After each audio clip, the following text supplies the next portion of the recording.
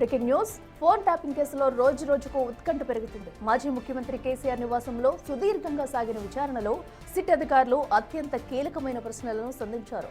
ముఖ్యంగా tapping network లో సూత్రధారులుగా భావిస్తున్న అధికారుల నియామకాలపైనే సిట్ ప్రధానంగా దృష్టి సారించింది.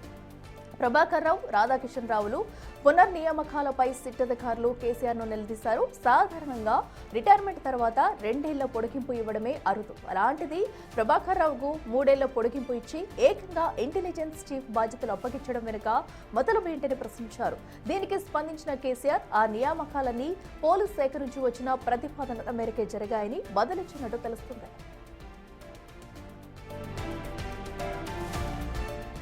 కేవలం నియామకాలే కాకుండా ఆర్థిక లావాదేవీల కోణంలోనూ విచారణ సాగింది. బీఆర్ఎస్ పార్టీకి ఎలక్ట్రానిక్ బాండ్ల రూపంలో భారీగా విరాళాలు ఇచ్చిన పారిశ్రామికవేత్తల ఫోన్లు ఎందుకు ట్యాప్ అయ్యాయని సిట్ ఆరా తీసింది. అలాగే గతంలో ఎమ్మెల్యేలకు ఎరకేసులో దేశవ్యాప్తంగా సంచలనం సృష్టించిన ఆడియో టేపులు దర్యాప్తు సంస్థల కంటే ముందే కేసీఆర్ చేతికి ఎలా వెళ్లాయన్నది కూడా సిట్ క్వశ్చన్ చేసింది. కేసీఆర్ స్టేట్మెంట్ ఆధారంగా కోర్టులో ఛార్జ్ షీట్ దాఖలు చేసే అవకాశం ఉంది.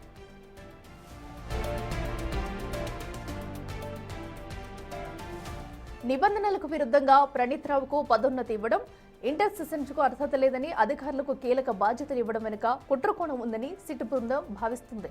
మరి కేసీఆర్ ఇచ్చిన ఈ స్టేట్మెంట్ ఆధారంగా సిట్ తదుపరి ఎవరికి నోటీసులు ఇవ్వబోతుంది? ఈ కేసులో మరిన్ని అరెస్టులు ఉండబోతున్నాయా అనేది వేచి చూడాలి.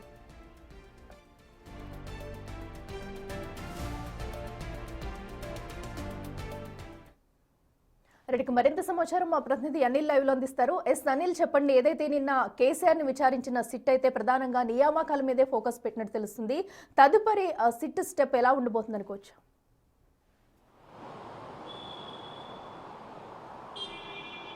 ఎస్ఐకిలా ఫోన్ ట్యాపింగ్ కేసులో భాగంగా నిన్న మాజీ ముఖ్యమంత్రి కేసీఆర్ని అయితే విచారించడం జరిగింది. ఈ విచారణలో భాగంగా ఆయన నివాసం నందినగర్లో ఉంటుంది. నివాసంలోనే దాదాపు 4 గంటల 40 నిమిషాల పాటు కూడా ఆయనని విచారించడం జరిగింది. అంటే మధ్యాహ్నం సమయంలో 3 గంటలకి విచారణ మొదలు కాగా దాదాపు 4 గంటల 40 నిమిషాల వరకు కూడా ఆయనని విచారణ చేశారు. ఆ తర్వాత ముగిసిన తర్వాత వాళ్ళు వెళ్ళిపోవడం జరిగింది. అయితే విచారణలో భాగంగా చాలా వరకు కూడా పలు అంశాలపైన, కీలక అంశాలపైన సిట్ బృందం కేసీఆర్ని విచారించినట్టుగా కూడా తెలుస్తుంది. ప్రధానంగా నియామకాలపైనే ఆయన్ని ప్రశ్నలు అడిగినట్టుగా కూడా తెలుస్తుంది. ముఖ్యంగా ఈ రాధాకిషన్కి సంబంధించి కావచ్చు, ప్రభాకర్ రావుకి సంబంధించి కావచ్చు, వాళ్ళ పదవీ కాలం రిటైర్డ్ అయినా కూడా వాళ్ళకి మళ్ళీ ఎక్స్టెన్షన్ ఎందుకు ఇచ్చారనేది కూడా వాళ్ళు సిట్ బృందం ప్రశ్నించినట్టుగా కూడా తెలుస్తుంది. అంతేకాకుండా ఈ ప్రభాకర్ రావుకి సంబంధించి ఇంటెలిజెన్స్ చీఫ్గా కూడా ఎందుకు నియమించారు, మీ నిర్ణయంతో ఈ నియామకం జరిగిందా అనే ప్రశ్నలు కూడా అడిగినట్టుగా కూడా తెలుస్తుంది. దీంట్లో భాగంగా పార్టీకి సంబంధించి ఎలక్టరల్ బాండ్లు కూడా ఎలా వచ్చాయి, వాళ్ళకి సంబంధించి ఫోన్ ట్యాపింగ్ జరిగినట్టుగా కూడా ఆరోపణలు ఏవైతే ఉన్నాయో వాటికి సంబంధించి కూడా ప్రశ్నలు అడిగినట్టుగా కూడా తెలుస్తుంది. ఇక పార్టీ విషయానికి వస్తే, అంటే అధికారంలో ఉన్న సమయంలో ఈ ఎన్నికలకు సంబంధించి, అంటే ఎమ్మెల్యేల కొనుగోలు విషయంలో వాటికి సంబంధించి ఈ ట్యాపింగ్కి గురైనటువంటి, అంటే రికార్డ్ అయినటువంటి ఆడియోలు ఎలా వచ్చాయి, ట్యాప్లు ఎలా వచ్చాయి అని చెప్పేసి కూడా అధికారులు అడిగినట్టుగా కూడా తెలుస్తుంది. ముఖ్యంగా ఈ ఫోన్ ట్యాపింగ్ కేసులో భాగంగా ఆయనని సుదీర్ఘంగా విచారించడం జరిగింది. విచారించిన అనంతరం దానికి సంబంధించి పలు కీలక అంశాలపైన వాళ్ళు ప్రశ్నలు అడిగినట్టుగా కూడా తెలుస్తుంది. అయితే ఈ పెద్ద అంశానికి సంబంధించి కూడా ముఖ్యంగా రాధాకిషన్కి సంబంధించి ఎప్పుడైతే అరెస్ట్ అయిన క్రమంలో ఆయనకు సంబంధించి రిమాండ్ రిపోర్ట్లో పెద్దాయన చెప్తేనే నేను చేశానని చెప్పేసి ఆయన ఏదైతే రిమాండ్ రిపోర్ట్లో ఒప్పుకున్నాడో ఆ ఒప్పుకున్న దానికి సంబంధించి పెద్దాయన అంటే మీరేనా అని చెప్పేసి కూడా సిట్ బృందం అడిగినట్టుగా కూడా తెలుస్తుంది. దీనికి సంబంధించి ఆయన దానికి సంబంధించి సమాధానాలు చెప్పడం జరిగింది. ఫోన్ ట్యాపింగ్ సంబంధించి నాకు ఎలాంటి సంబంధం లేదని చెప్పేసి పోలీసులకి, అదేవిధంగా సిట్ బృందానికి, అంటే ముఖ్యంగా ఈ ఇంటెలిజెన్స్ చీఫ్కి సంబంధించి మాత్రమే వాళ్ళు ఫోన్ ట్యాపింగ్ అధికారికంగా జరుగుతుంది కాబట్టి దానికి నాకు ఎలాంటి సంబంధం లేదని చెప్పేసి కూడా కేసీఆర్ చెప్పినట్టుగా కూడా తెలుస్తుంది. అయితే కేసీఆర్కి సంబంధించి సుదీర్ఘంగా జరిగిన విచారణలో భాగంగా దాదాపు 4 గంటల 40 నిమిషాలకు పైగా ఆయన్ని విచారించడం జరిగింది.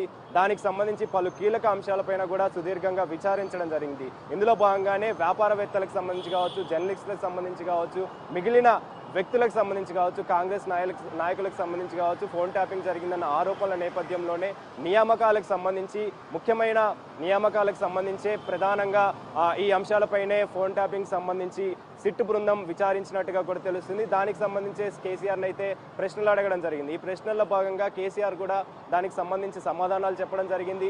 నాకు ఫోన్ ట్యాపింగ్కి ఎలాంటి సంబంధం లేదని చెప్పేసి కూడా ఆయన క్లియర్గా చెప్పినట్టుగా కూడా తెలుస్తుంది. అయితే ఈ స్టేట్మెంట్ రికార్డ్ చేసిన అనంతరం ఈ స్టేట్మెంట్ని ఆధారం చేసుకొని నాంపల్లి కోర్టులో వచ్చే రోజుల్లో ఖచ్చితంగా దీనికి సంబంధించి వీళ్ళు సిట్ బృందం ఛార్జ్ షీట్ దాఖలు చేసే అవకాశం అయితే మనకు కనిపిస్తుంది. మరి ఛార్జ్ షీట్ దాఖలు చేస్తే నెక్స్ట్ ఎవరిని పిలుస్తారు, ఈ ఛార్జ్ షీట్ని ఆధారం చేసుకొని ఏ విధంగా వాళ్ళ యొక్క ప్రాసెస్ ఉంటుంది, అదేవిధంగా వాళ్ళ యొక్క నెక్స్ట్ స్టెప్ ఎలా ఉండబోతుంది అనేది కూడా తెలియాల్సిన పరిస్థితి కనిపిస్తుంది. ముఖ్యంగా ఈ ఫోన్ ట్యాపింగ్ కేసులో కీలక పరిణామం చోటు చేసుకుందని చెప్పాలి. మాజీ ముఖ్యమంత్రి కేసీఆర్ని విచారించిన అనంతరం మరి నెక్స్ట్ ఎవరిని పిలుస్తారు, అదేవిధంగా ఇప్పటికే ఈ ఫోన్ ట్యాపింగ్ కేసులో భాగంగా నేను కూడా బాధితురాలని అని చెప్పేసి కవిత కూడా చెప్పడం జరిగింది. అదేవిధంగా తన భర్త కూడా ఈ బారిన పడ్డాడని చెప్పేసి కూడా ఎప్పుడైతే చెప్పిందో దానికి సంబంధించి మరి కవితను పిలుస్తారా లేదా తన భర్తను పిలుస్తారా అనేది కూడా తెలియాల్సిన పరిస్థితి మనకు కనిపిస్తుంది. మొత్తానికైతే ఫోన్ ట్యాపింగ్ కేసులో భాగంగా కీలక పరిణామమే చోటు చేసుకుందని చెప్పాలి. సిట్ బృందం సుదీర్ఘంగా నిన్న కేసీఆర్ని అయితే విచారించడం జరిగింది.